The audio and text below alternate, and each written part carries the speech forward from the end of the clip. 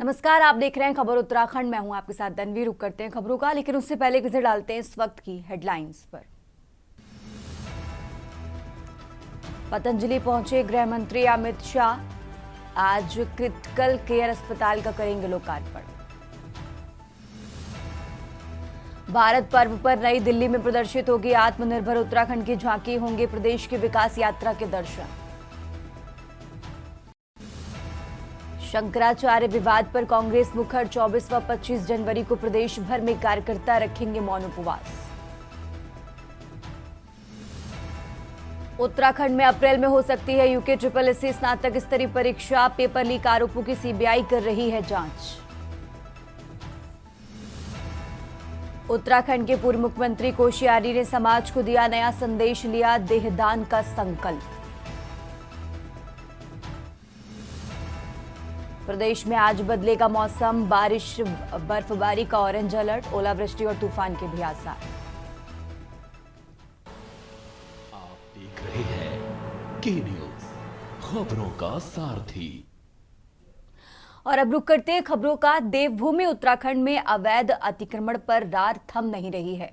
राज्य में अब भी वन भूमि पर हुए अवैध अतिक्रमण पर धामी सरकार का बुलडोजर चल रहा है, जिसके चलते उत्तराखंड में अतिक्रमण हटाने के विशेष अभियान अपने जोरों पर हैं। वहीं उत्तराखंड में लगातार जमीनी विवादों को लेकर सुर्खियों में रहने वाले गदरपुर विधायक अरविंद पांडे की मुश्किलें एक बार फिर बढ़ती नजर आ रही हैं। प्रशासन ने अरविंद पांडे के कैंप कार्यालय को अवैध अतिक्रमण मानते हुए नोटिस जारी कर 15 दिनों के भीतर हटाने के निर्देश दिए हैं। इसके लिए तहसील प्रशासन की टीम विधायक अरविंद पांडे के आवास पहुंची, जहां उनके बेटे को नोटिस थमाया। अब अतिक्रमण हटाने को लेकर भाजपा के ही मौजूदा विधायक अरविंद पांडे को अपनी ही सरकार के रहते अतिक्रमण हटाने पर सियासत में भी जोर पकड़ लिया है। ये रिपोर्ट देखिए। उत्तराखंड में लगातार जमीनी विवादों को लेकर सुर्खियों में रहने वाले गदरपुर विधायक अरविंद पांडे की मुश्किलें एक बार फिर से बढ़ती हुई नजर आ रही हैं। प्रशासन ने अरविंद पांडे के कैंप कार्यालय को अवैध अतिक्रमण मानते हुए नोटिस जारी कर 15 दिनों के भीतर हटाने के निर्देश दिए हैं। इसके लिए तहसील प्रशासन की टीम विधायक अरविंद पांडे के आवास पर पहुंची, जहां उनके बेटे को नोटिस थमाया गया। पूर्व कैबिनेट मंत्री व गदरपुर विधायक पांडे की कुछ दिनों से मुश्किलें बढ़ती ही जा रही है। कभी उन पर लोगों की जमीनें कब्जाने का आरोप लग रहा है, तो कभी भूमाफियाओं को संरक्षण देने का आरोप लग रहा है। अब गदरपुर तहसील प्रशासन ने कूड़रभोज स्थित उनके आवास में पहुंचकर उनके बेटे अतुल पांडे को नोटिस थमाया है। इस नोटिस में नैनीताल हाईकोर्ट में दायर याचिका 192/2024 MS सुनील यादव बनाम उत्तराखंड सरकार का हवाला दिया गया है, जिस पर विधायक पांडे ने अपनी चुप्पी तोड़ अतिक्रमण पर गरीबों को न उजाड़ने की गुहार मुख्यमंत्री से लगाई है। वहीं पार्टी कई विधायक व पूर्व मुख्यमंत्री उनके साथ खड़े दिखाई दे रहे हैं। ऐसे में विपक्ष को एक नया मुद्दा जरूर मिल गया है। यह आयुष की भूमि है, योग की भी भूमि है। इसका मूल स्वरूप बना रहे हमारा संकल्प है, और इस संकल्प को लेकर हम लगातार काम कर रहे हैं। अवैध रूप से अतिक्रमित की हुई जमीनें और उसमें बनाई हुई अवैध संरचनाएं, उन सबको कानूनी दृष्टि से हटाना, ये हमारा संकल्प रहा है। यहाँ की डेमोग्राफी, यहाँ के सांस्कृतिक मूल्य किसी भी कीमत पर खराब नहीं होने चाहिए। कह सकता, लेकिन मैं तो इतना कह सकता हूँ कि मैं जनता का नौकर हूँ। जनता मेरे पे विश्वास करके मुझे 5 बार, 1 बार नगर पालिका अध्यक्ष, 5 बार विधायक मुझे बनाया है, तो जनता के प्रति मेरी जिम्मेवारी है। मैं किसी कीमत पे भी, मैं आपके माध्यम से कहना चाहता हूँ अपनी सरकार से, और विशेष तौर पे अपने मुख्यमंत्री जी से कहना चाहता हूँ कि मुझे जो नोटिस दिया गया है मैं उसका पालन करूँगा। ये नोटिस दिया है कि आपकी ज़मीन बंजर भूमि पर है, तो इसका या तो 15 दिन में जवाब दीजिए, नहीं तो इसे खाली कर दीजिए। तो खाली करना या जवाब देना, घर का गार्जियन मैं नहीं हूँ, घर के गार्जियन मेरे पिताजी हैं, तो निश्चित वो आएंगे, तो मीडिया में भी इसका जवाब देंगे और कोर्ट में इसका भी जवाब देंगे। देखिए, सुखवंत भाई खत्म हो गया, आज उसका भोग था। आपकी मीडिया के माध्यम से भी मैं कहना चाहता हूँ, उस भाई को भगवान अपने चरणों में स्थान दे। उत्तराखंड के गदरपुर से अरविंद पांडे के बयान बीते दिनों से सुर्खियों में है। इसी बीच अरविंद पांडे को अतिक्रमण का नोटिस भी थमा दिया गया है, जिसके बाद उत्तराखंड की सियासत गर्मा गई है। खबर लेके जाने के दौरान इसी बीच खबर आ रही है कि गदरपुर में अरविंद पांडे के घर होने वाली बीजेपी नेताओं की बैठक कैंसिल हो गई। बताया जा रहा है कि केंद्रीय नेतृत्व ने इस मामले में हस्तक्षेप किया, लेकिन भाजपा का इस पूरे मामले पर साफ कहना है, अवैध अतिक्रमण पर भाजपा कोई भी बड़ा नेता हो या कोई भी कार्यकर्ता, उसको बख्शा नहीं जाएगा। वहीं कांग्रेस ने भाजपा सरकार पर अतिक्रमण करने व मृतक किसान की हत्या के विषय से ध्यान भटकाने का गंभीर आरोप लगाया है। कहाँ गड़बड़ चल रही है? मैं तो पार्टी का एक प्रमुख व्यक्ति हूँ, विधायक हूँ, और भ्रष्टाचार क्रम में भी ठीक ठाक हूँ, तो मुझे तो कोई गड़बड़ दिखाई नहीं पड़ती। मीडिया को कहाँ दिखाई पड़ती मेरी समझ में नहीं आता कि उनको कहाँ से वो गड़बड़ दिखाई पड़ती है। ऑल इज़ वेल, सब बढ़िया है। आप हमारे पांडे जी भारतीय जनता पार्टी के बहुत वरिष्ठ कार्यकर्ता हैं, बहुत सीनियर विधायक हैं, मंत्री रहे हैं। उन्होंने, मुझे लगता है कि जमीन का तो नहीं किया है, पर अतिक्रमण उन्होंने अपनी जो पार्टी है उनमें जो उनका दायित्व है वो उनको दायित्वहीन किया हुआ था। वो अतिक्रमण उन्होंने पार्टी से बाहर जाकर पार्टी के खिलाफ कुछ बोला, उसके कारण उनके आवास पर ये नोटिस चस्पा किया है। बात ये है कि अरविंद पांडे का ये पहला मामला नहीं है जब भूमि कब्जाने के मामले पर उनके खिलाफ शिकायत दर्ज हुई। वो और उनके परिजनों के खिलाफ कई बार जो है शिकायतें प्राप्त हुई हैं, लेकिन अभी तक कोई कार्रवाई नहीं हुई। और उनके पुत्र का कहना है कि जिस मकान पे कब्जे की बात हो रही है उसके आसपास की जमीन पे वो 11 साल हो गए उसको बने हुए। देखिए, अगर कार्यवाही करी जाती है तो भी भारतीय जनता पार्टी गुनहगार, कार्यवाही नहीं करी जाती है तो भी भारतीय जनता पार्टी गुनहगार। अगर किसी भी प्रकार का अतिक्रमण कहीं पर भी पाया जाता है तो आपने देखा होगा जब से धामी जी मुख्यमंत्री बने हैं तब से 1000 से ज्यादा हमारी सरकारी जमीन एकड़ को खाली कराया गया है। वहीं विधायक के समर्थकों का मानना है कि ये विधायक अरविंद पांडे को फंसाने की साजिश है। इस बंजर में 10 साल से कैंप कार्यालय चल रहा है। इसी कैंप कार्यालय से उन्होंने पूर्व में कई अधिकारियों के साथ बैठक भी की है। अचानक से उक्त भूमि को अवैध बताकर अतिक्रमण हटाने का आदेश जारी करना कुछ दिनों से चल रही खेल का पार्ट है। ऐसे में हो सकता है आगे भी विधायक के खिलाफ कोई नया मामला ना सामने आ जाए। लाकर धामी सरकार अवैध अतिक्रमण को हटाने के लिए सख्ती बरते है। ऐसे में अपनी ही पार्टी के मौजूदा विधायक के अवैध अतिक्रमण हटाने को नोटिस दे दिया गया है। ऐसे में धामी का यह एक्शन अपने विधायक पर कब देखने को मिलेगा, लेकिन उससे पहले अपनी ही पार्टी के दिग्गज धामी के एक्शन से पहले गदरपुर विधायक पांडे के साथ दिखते जरूर नजर आए। ऐसे में इसके क्या राजनीतिक मायने हो सकते हैं, इस पर राजनीति बेहद गर्म है। Uttarakhand desk report.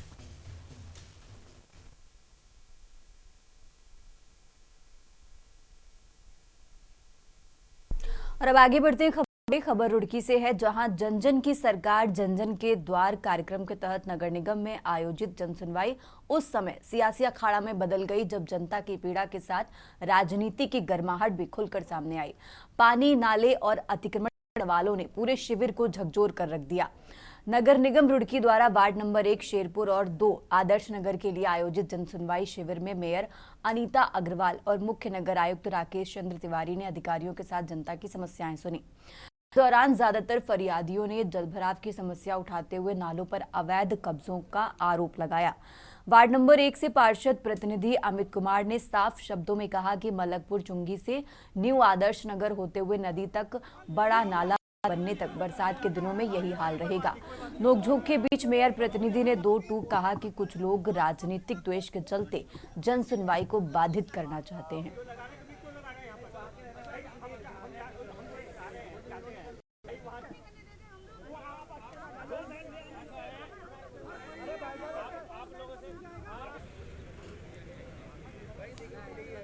लोगों को इसका पता नहीं था कि आज जो है वार्ड नंबर 1 में जो है एक सरकार आपके द्वार का कोई कैंप लगा हुआ है। कैंप है क्योंकि मेरे वार्ड में नहीं था, तो हमारे वार्ड की जो है जनता त्रस्त है। पिछले काफी समय से आपको पता है जब से बारिश हुई है, तो हम लोगों ने जो है मिलके ये था कि आज जाके जो है नगर निगम में माननीय मेयर को और नगर आयुक्त को एक जो है सामूहिक ज्ञापन देंगे। आज हमने नगर निगम की तरफ से नई पहल शुरू करी है जनता के द्वार।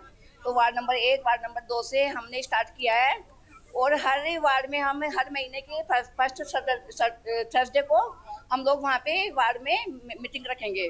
तो आज सुबह से हमारे पास में कम से कम भी 20-25 लोग समस्या लेके आ गए। 1 और 2 नंबर वार्ड की आज पूरी समस्या के सुनने के लिए आज पूरा स्टाफ मौजूद था और पूरा जो है तरीके से सब काम चल रहा था। सबकी समस्याएं सुनी जा रही थी और सबका समाधान तुरंत हो रहा था।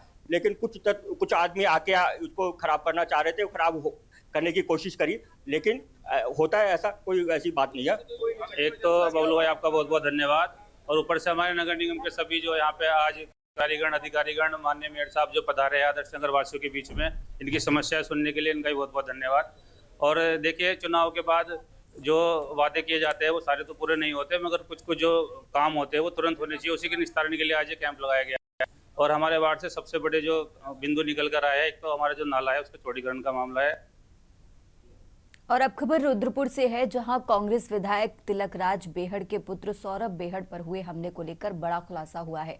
विधायक तिलकराज बेहड़ ने स्वयं प्रेस वार्ता कर बताया कि यह हमला किसी राजनीति या आपराधिक साजिश का हिस्सा नहीं, बल्कि पारिवारिक रंजिश के चलते सौरभ बेहड़ ने अपने ऊपर खुद ही हमला करवाया था।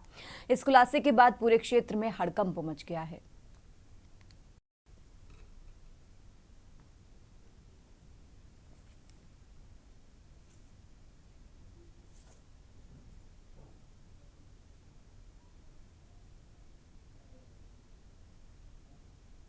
देखिए, सौरभ राज बेहड़ का जो मामला है, मेरे बेटे का, जो मुझे रात से जानकारियां मिल रही हैं और सुबह से पुख्ता जानकारी जो मिली है, सौरभ राज बेहड़ ने अपने एक दोस्त इंदर के साथ मिलकर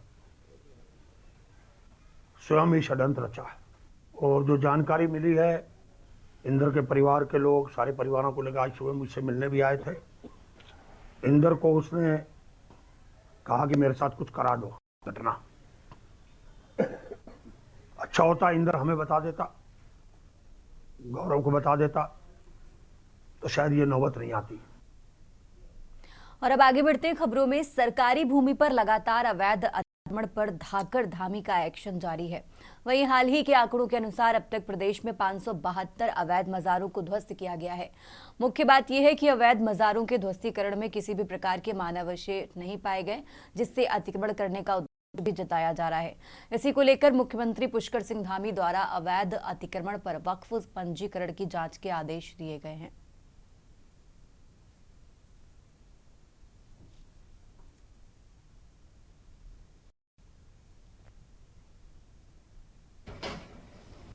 जब युवा मुख्यमंत्री ने मज़ारों के खिलाफ एक लाइन ली, अब मैं ये कहता हूँ जब मज़ारें तोड़ी गई तो ये बातें सामने आई कि मज़ारें तोड़ी गई, उनके नीचे कोई अवशेष नहीं थे।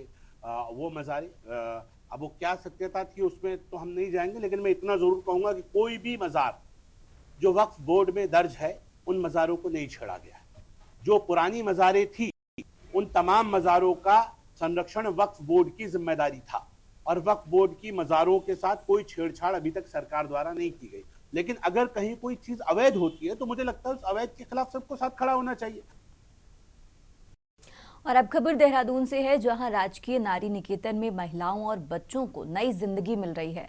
जिलाधिकारी सविन बंसल के नेतृत्व में नारी निकेतन को एक सुरक्षित और संवेदनशील आश्रय बनाया गया है, जहां बेसहारा महिलाओं और अनाथ बच्चों को न केवल आश्रय मिलता है, बल्कि आत्मसम्मान और आत्मनिर्भरता की ओर भी कदम बढ़ाने का अवसर मिल रहा है। साथ ही नारी निकेतन में महिलाओं और बच्चों के लिए कई सुविधाएं भी प्रदान की गई हैं, जिसमें स्वास्थ्य परीक्षण, पोषण, स्वच्छ वातावरण, पुष्प वाटिका, संगीत, योग, अक्षर ज्ञान, कंप्यूटर शिक्षा व तमाम प्रकार के प्रशिक्षण भी सिखाए जा रहे हैं।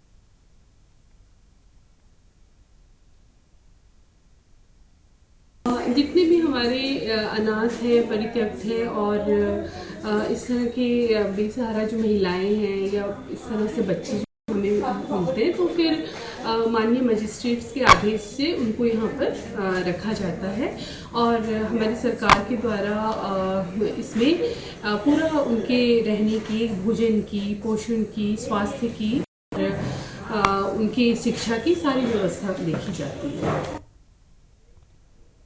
खबरों का सिलसिला लगातार जारी है। फिलहाल यहाँ रुकते एक छोटे से ब्रेक के लिए।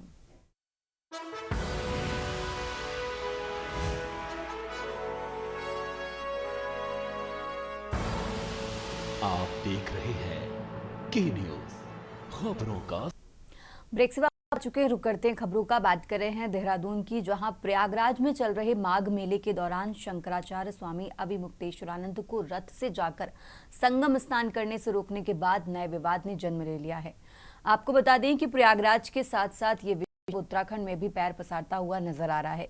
देवभूमि के तीर्थ पुरोहित सहित अन्य संत समाज भी भाजपा पर हमला करते दिखाई दे रहे हैं। वहीं संत समाज को अपमानित करने का भी आरोप लगा है। वहीं इस विषय पर भाजपा विधायक विनोद चमोली का कहना है कि पिछले वर्ष कुंभ के दौरान घटना घटित हो गई थी, जिसके कारण वहां सुव्यवस्था की दृष्टि से शंकराचार्य अभिमुक्तेश्वरानंद को पैदल चलने के लिए आग्रह किया गया, लेकिन शंकराचार्य के शिष्यों द्वारा प्रशासन के साथ धक्का मुक्की के कारण ये विषय बढ़ता हुआ दिखाई दिया।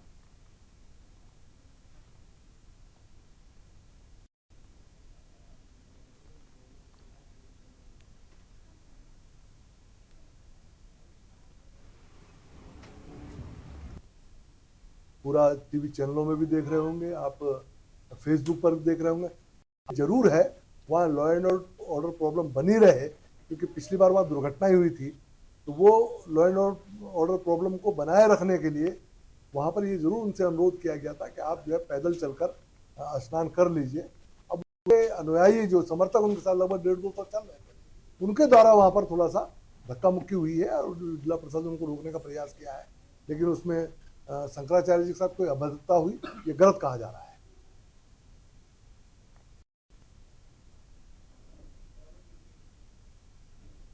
और अब आगे बढ़ते खबरों में, प्रदेश में आगामी साल 2027 में विधानसभा चुनाव होने हैं, जिसको लेकर पक्ष विपक्ष अभी से अपने बयानों की तीर एक दूसरे पर चलाते हुए नजर आ रहा है। वहीं सत्ता पक्ष भाजपा के प्रदेश प्रवक्ता ने कुंवर जपेंद्र सिंह ने कांग्रेस पर निशाना साधते हुए कहा कि केंद्र से लेकर राज्य तक भाजपा सरकार का हमेशा से देश व राज्य को विकसित करने का उद्देश्य रहा है, लेकिन कांग्रेस पार्टी हमेशा से तुष्टीकरण व प्रचार की राजनीति करती आई है। कुंवर जपेंद्र ने कहा कि साल 2014 में जनता के समर्थन व विश्वास से भाजपा की सरकार केंद्र में आने के बाद से देश को नई दिशा मिली है। उन्होंने कहा कि भारत को विकसित करने की दिशा की ओर मुख्य के रूप में प्रधानमंत्री नरेंद्र मोदी के प्रण व मार्गदर्शन से राज्य सरकार भी उसी की दिशा में काम कर रही है, जिसके चलते भाजपा की नीतियों और देश प्रदेश को विकसित करने के उद्देश्य के कारण ही जनता भाजपा के समर्थन में है और भविष्य में भी रहने वाली है।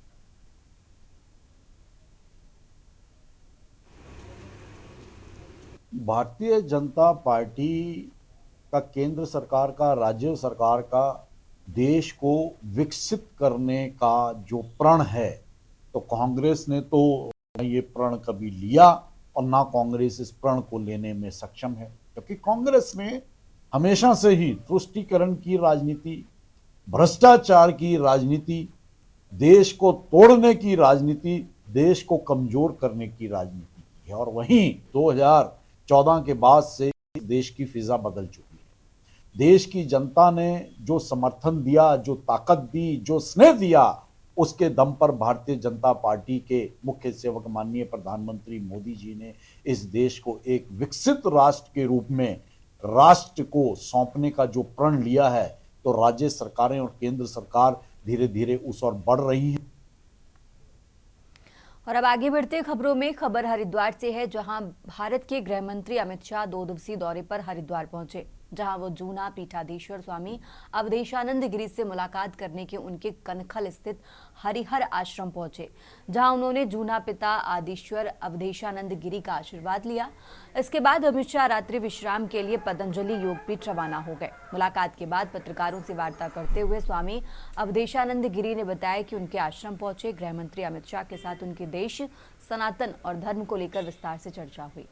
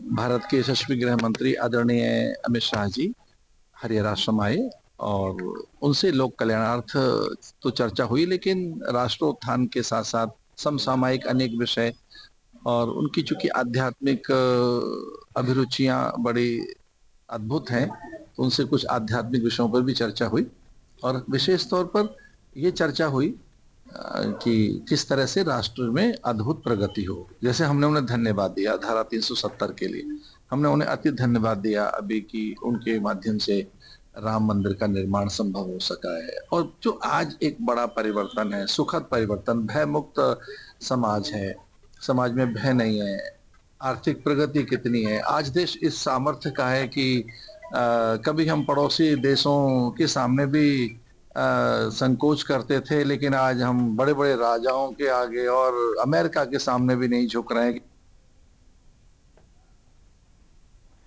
और अब आगे बढ़ते खबरों में, देहरादून में मौसम विभाग ने उत्तराखंड में बारिश एवं बर्फबारी की चेतावनी जारी की है।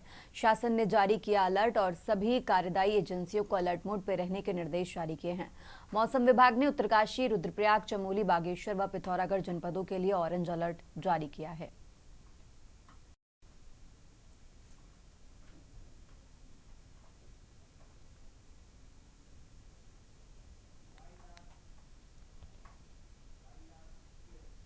उत्तराखंड की खबरों में फिलहाल इतना ही। आप देखते रहिए के न्यूज़ इंडिया।